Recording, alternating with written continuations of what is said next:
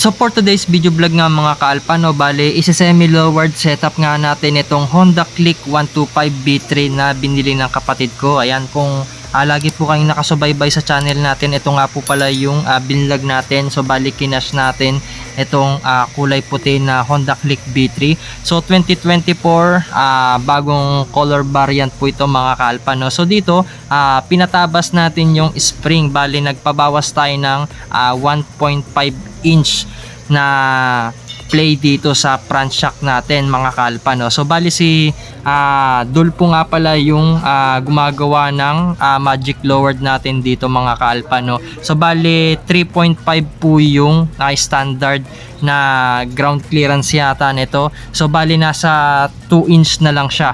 So ayan mga kaalpa. So pinarepack na rin natin, pinatono na rin natin yung rebound nito mga kaalpa. Ayan, medyo magastos lang. So kailangan natin ipa-semi lower dito para pagka okay na yung papel, bababa na yung kapatid natin, abot niya na po yung motor, no. So nasa 5'3 lang kasi yung height nito mga kaalpa, yung kapatid ko. At bali papakita ko rin pala yung mga piyesang pinagbibili natin, no, after ngang magawa itong magic lowered.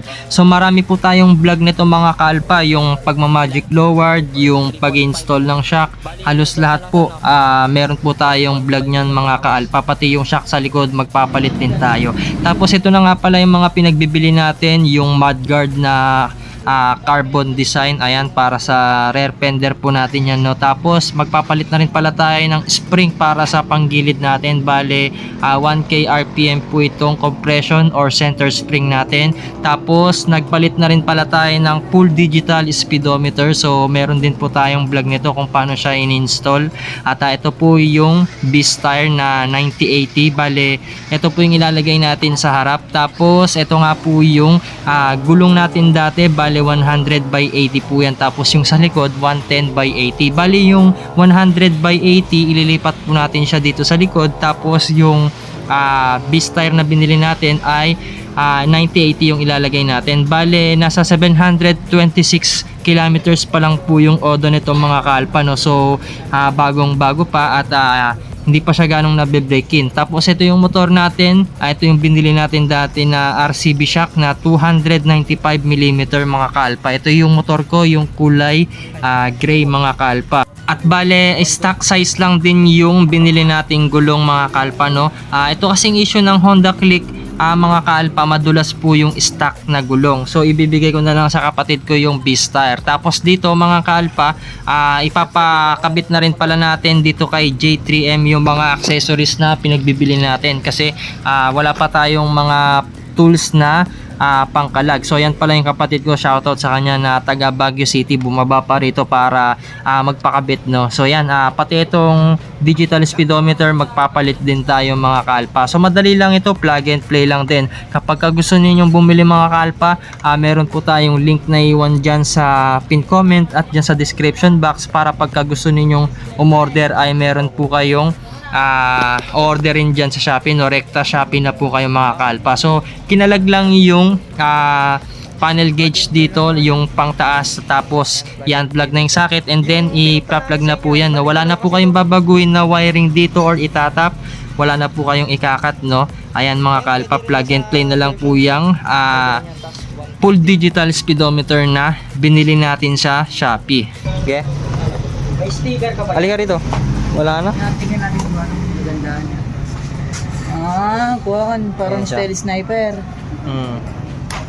Wala lang siya yung fuel consumption. Yung fuel gauge meron. Ayun, gumagana na to. Tapos yung RPM nya. Meron na rin siyang ano, yung RPM nya.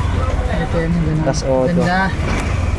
Ang maganda rito, matunog yung kanya. Kita mo pa yung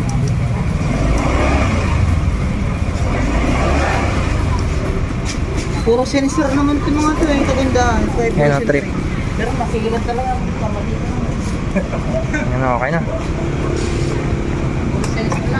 At ito nga mga kalpa, no, bumili na rin pala ng protection film yung kapatid ko. So, bali kulay black po yan. Sabi ko sa kanya, medyo didilim lang ng konti yung ilaw ng panel gauge niya. So, wala tayong magagawa. Yun po yung trip niyang bilhin yung kulay itim. Pero suggestion ko sa inyo, yung clear po na protection film yung bilhin ninyo para makita nyo po yung talagang liwanag ng ilaw ng full digital speedometer, no, or kung stock man yung digital speedometer ninyo.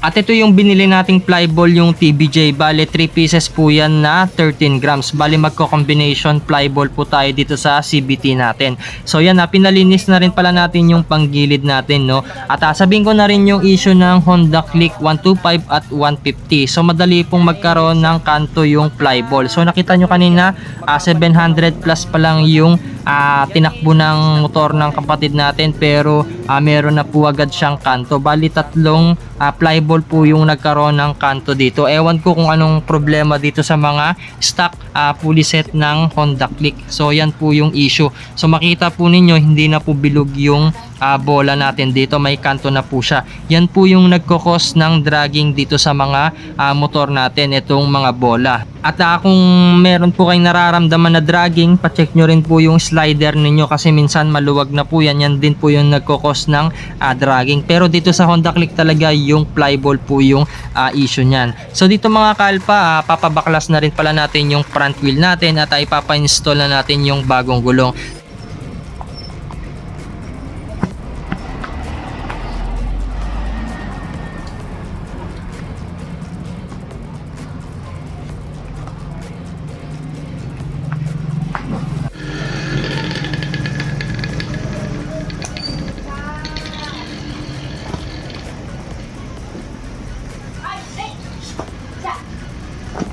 Kailan ako mag-order sa kanya? Ito raw yung order mo, pera.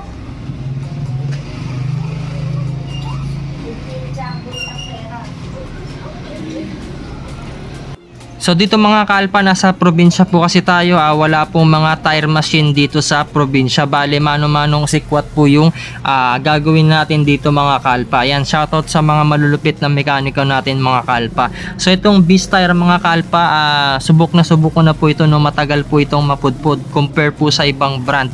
At yung ibang gulong, yung mga kasabayan po nito madali pong mapudpud, tapos parang pang rough road na yung style nung gulong nila pagka medyo katagalan, ano. Ito po kasi medyo matagal po siyang mapudpud. Tapos papalagyan na rin pala natin ng Kobe tire sealant kasi iakyat po ng Baguio ito mga kalpa, no. At bigyan ko na rin kayo ng tip, kaya po tayo nagtaas ng spring sa clutch spring tsaka center spring kasi maganda po yun sa arangkada. Tsaka kaya nagpalit tayo ng 13 grams para malakas din po sa ahunan yung Honda Click kasi sa Baguio nga po dadalhin itong motor na to, no. At kaya hindi na po tayo nagdagdag ng lapad ng gulong kasi 5'3 naman yung height ng kapatid natin. Hindi na po tayo magtataas or magmamalapad dahil hindi niya na po maabot yan. So pang pandak setup po ito mga kalpa, no. Talagang semi-lowered setup yung gagawin natin dito sa Honda Click B3 ng kapatid natin. Ayan, sana po meron po kayong idea na nakukuha dito sa video natin. So panoorin nyo muna yung pag-install ng gulong dito sa probinsya. Huwag kayong mag-alala mga kalpa, maingat pong ini-install ito at hindi po yan nagkakaroon ng dent. Compare sa mga ibang vulcanizing shop, talagang hindi po nila iingatan yung mga mags ninyo or rim ninyo. Hindi mo baliktad, parang ayun, sarap ko. Mga galaw. Ba yung rotation niya eh. Galaw.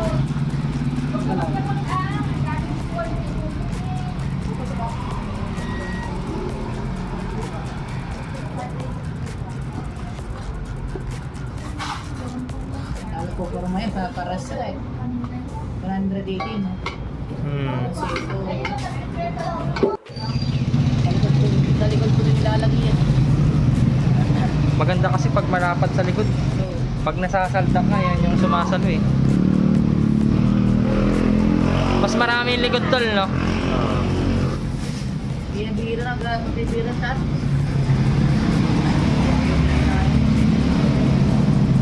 Issue nito kan, Maalon-alon pag nagdadrive ka. Parang gumaganon yung kan ito, no? Pag may silan.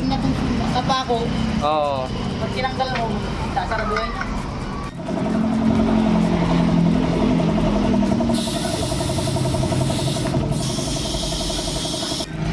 Yan. Saan na yan, boy? Sa kan, Voltarol. Nakalagay dito, kumalakas sila sa kat. Saan nga, crack.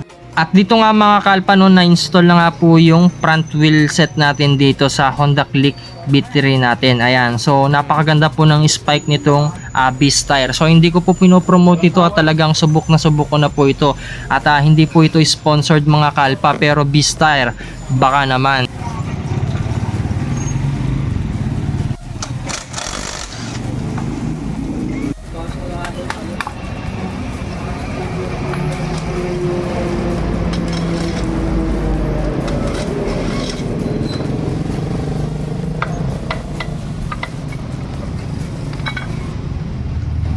Taas mo yun, wow, yung mudguard.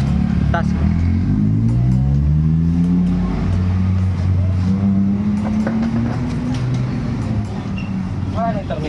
At dito nga mga kalpa, no, hindi ko na pinakita yung pagkalagkabit dito sa gulong natin pang likod. So bali yung natirang tire sealant nilagay na po natin dito. Bali ganyan po yung magiging style niya mga kalpa. Talagang stock na stock lang din yung lapad at yung taas nitong gulong na pinalit natin. So bali 100 by 80 rin po yung panglikod nito mga kalpa. Yung 110 by 80 po kasi medyo mataas na po siya mga kalpa.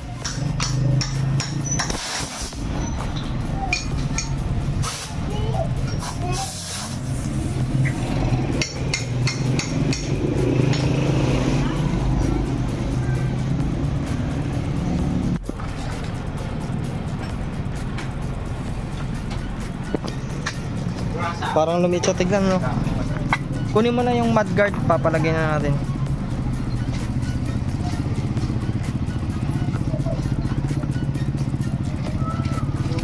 At syempre, papasabay na rin pala natin ipapakabit itong mudguard na binili natin para sa likod mga kalpa, no. Yung purpose naman nito mga kalpa, para yung mga dumi or yung mga putik ay hindi po direktang papasok yan sa makina natin at para madali po tayo makakapaglinis ng motor natin. Doon lang sa taas yung tatanggalin niya. Tapos yun dito sa ano, kaso wala naman. Pansamantala na, lagyan mo na lang. Pag magre-refill kang kulang, tatanggalin mo yan.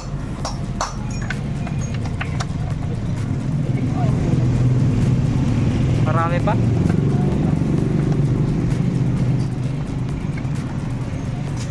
May tools naman yan, di ba? Alin? At bali plug and play lang din po pala ito mga kalpa. Dalawang tornilyo lang po yung kakalagyan ninyo dito. Tapos ready to install na rin po itong mudguard na nabili natin. Mura lang po ito sa Shopee mga kalpa. At bali ito na rin pala yung ilalagay nating clutch spring, yung TBJ na 1000 RPM mga kalpa. Ayan, ulitin ko mga kalpa, yung compression spring natin ay 1K RPM. So bali NCY pala yung brand nito, yung pinaglumaan natin dati. Tapos yung combination flyball natin 13 tsaka 15. Yung stock flyball natin ay 15 grams po yan mga kalpa. Tapos yung paglalagay nito mga kalpa, alternate lang. Yung 15 grams tapos 13. Bale, alternate lang po yan mga kalpa, no? Wag po kayong malilito sa paglalagay. Tapos after nga nyan mga kalpa, ilalagay na natin yung pulley set dito, pati yung mga spring na pinagbibili natin.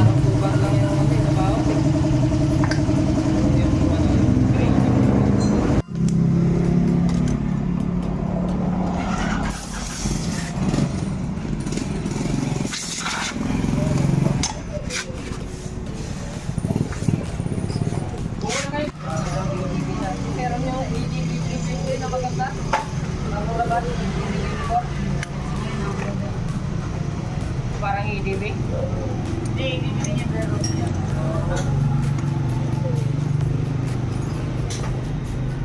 dami ng mga China brand na kinaya ka. Mag-isip na eh.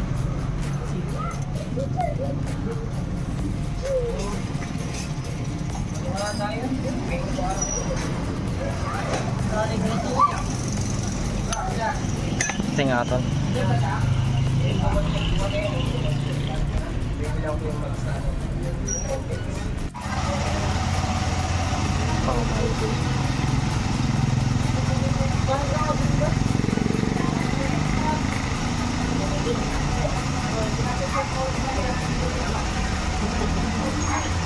Magkano ng oil na daw? Magayawak lang yan. Yung pagpakal ko mas malaki wali. At dito nga mga kalpa, no, hindi ko na napakita kung paano magpalit ng stock shock, kung ano yung mga kakalagin ninyo rito. So marami po kayong kakalagin dyan. So pwede nyo pong panoorin yung full video vlog tutorial natin kung paano magpalit ng rear shock dito sa Honda Click. Marami po kayong kakalagin dito mga kaalpa. So bali yung size pala ng rear shock nito mga kaalpa, bali nasa 330mm po yan. Yung ipapalit natin dito ay Racing Boy na 295mm. Hindi rin po sponsored ng RCB yan mga kaalpa. RCB baka naman, no. So ito, nagpatabas na rin pala tayo ng upuan para maganda po yung hulma niya at medyo bababa ng konti yung upuan natin. So ito, pinakalagnan natin yung RCB na binili natin dati. Lilipat na po natin yan dun sa may Honda Click na kulay puti. Sige lang, okay lang.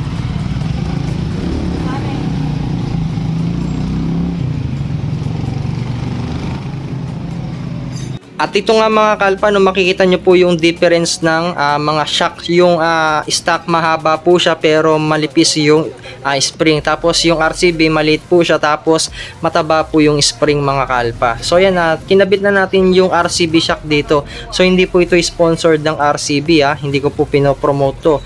Pero RCB, baka naman. Ayan, nakabit na nga po mga kalpa. Yung gulong natin sa likod ay medyo umangat ng konti, no? Tapos papakabit na rin natin yung pinatabas na upuan natin at mamaya nga po makikita nyo na po yung resulta dito. Bale, magte-test drive nga muna pala tayo rito para bago natin ibigay dun sa kapatid natin ay goods na goods nga po yung motor na gagamitin niya.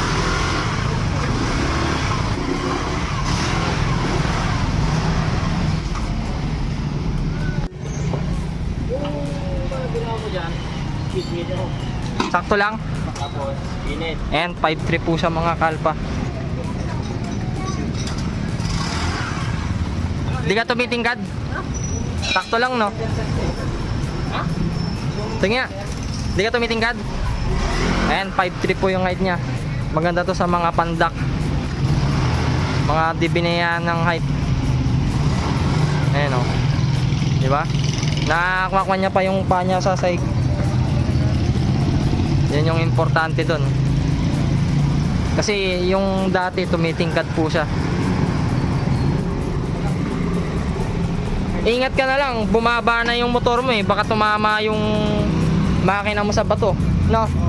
Bili ka na lang ng engine guard. At ito nga mga kaalpa, no, pinapakabit na rin pala natin yung protection film na nabili natin. So bale, pinakabit natin ito kay Bond Stickers. So sila kasi yung mas professional sa pagkakabit ng sticker mga kaalpa. Sayang naman kung tayo yung magkakabit tapos magkakaroon ng bubbles. Sayang naman yung pagkabili natin dito. Bale, 50 pesos pala yung binayad natin sa pag-install nito mga kaalpa. So yan, napakadali niya lang gawin pero pag tayo na yung gumawa, baka mali-mali na yung nagawa natin, no?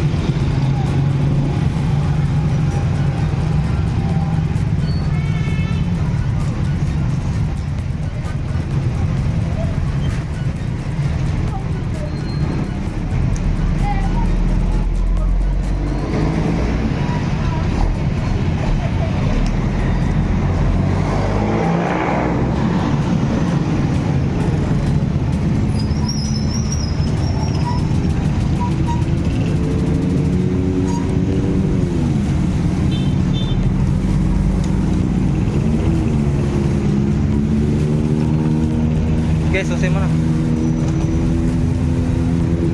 Parang dumilim ng konti, no? Dumilim siya ng konti.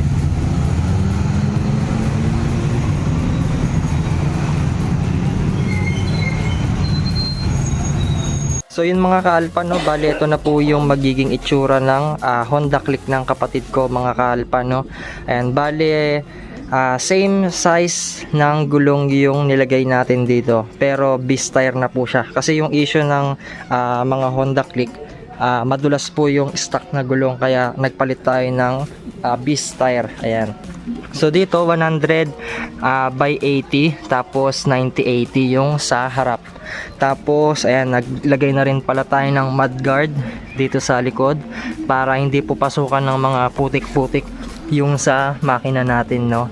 Ayan mga kalpa, ito nagpatapas na rin pala tayo ng upuan para sa mga hindi abot yung ibaba, no. Ayan. Tapos nagpalit na rin pala tayo ng side mirror. Ayan, napakaganda ng side mirror mga kaalpa, oh. Bali yung brand niya ay MHR Racing. Ayan, napakagwapo. Ganyan yung itsura niya mga kalpa pagka titignan ninyo siya sa harapan. Tapos bali nag-extension tayo dito sa side mirror kasi naglagay din pala tayo ng Motowolf. So bali matagal na tong Motowolf phone holder natin, no. And kaya naglagay rin tayo nito kasi para pagka maglo-long ride tayo, halimbawa lobat, pwede na natin isaksak yung cellphone natin dito sa charging port. Ayan po yung advantage niya mga kalpa, no. Tapos katulad nga nung sa unang video natin, kuha na rin tayo, anong tawag dito, magic lowered. Tapos yung size ng rear shock natin ay 295 mm. Ayan, napakaganda mga kaalpa. Ayan yung kapatid natin. Anong height mo, boy? Sa 5'2", 5'3", boy. 5'3" ka mo na, no. O, sige nga, sakay ka nga. Ayan, para may idea yung mga hindi biniyan ng height. Ayan, pag naka center stand, ayan, ganyan mga kalpa, no. Alisin mo nga sa center stand, boy, pagka magdadrive ka. Saktong sakto din yung pagkatabas ng upuan, no. Ayan, dati kasi tumitingkad siya. Ngayon, ayan, umupo ka ng mais, dusog ka dito. Ayan, nakita ninyo yung ground clearance, sobrang baba, no, pero hindi na po siya tumitingkad. So yan yung pinaayos natin mga kaalpa. Ayan, eto naman po kasi yung mga karaniwang height ng mga Pilipino, no, kaya ganyan yung setup na ginawa natin sa Honda Click B3 natin. Pagka gusto ninyong bumili ng mga piyesang pinaglalagay natin katulad ng gulong, side mirror, rear shock, mudguard, tapos yung speedometer pa pala na digital, ayan. So bali 700 kilometers pa lang yung odo nito, pero nagpalit na rin pala tayo ng digital. Tapos pinalagyan na rin pala natin ng protection film, kaya medyo madilim sa mga kalpa, no. Ayan. So ilalagay ko na lang po yung link dyan sa baba, sa pin comment at dyan sa description box, para kapag gusto ninyong bumili ay rekta Shopee na po kayo. At ito nga mga kalpa, no, wala pa tayong magawa sa buhay. So sabi ko sa kapatid ko, tanggalin na rin natin yung stock decals niya at papalitan natin ng Skyline, no. So yung kulay pula rin, napakaganda kasi nun yung mga nakikita natin sa TikTok. So bali dinimonyo natin siya. So ayoko kasi ng stock, dapat palitan natin lahat pag magsisetup tayo dito sa Honda Click ng kapatid natin, para pag iakyat niya doon, napakagwapo at napakaangas. So mag-order ulit tayo sa Shopee ng Skyline niya, tapos pagka dumating na ay ipapakabit na rin natin agad ito. At orderan din pala natin ng boomerang seat yung mags nito, no. Bali kulay pula rin siguro para malupit. Tapos magbibig disc din pala tayo dito kahit yung TTGR lang. So mapapanood nyo yung conversion natin dyan mga kalpa. Marami po tayong mga tutorial dyan sa YouTube natin. Ito nga mga kalpa, no, tinanggal na natin yung stock decals niya kasi magpapagawa pala tayo ng Skyline na decals dito, yung kulay pula din siguro. Ayan, bali paikutan lang natin ulit yung motor. Ayan, para kapag gusto ninyong tanggalin ay may ideya po kayo mga kalpa.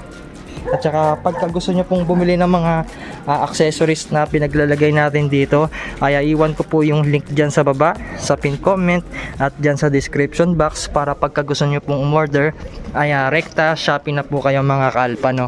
At wag nyo sana kakalimutan na mag-subscribe sa channel natin and i-click yung notification bell para sa tuwing nag-upload po tayo ay lagi po kayong ma-notify at lagi po kayong updated.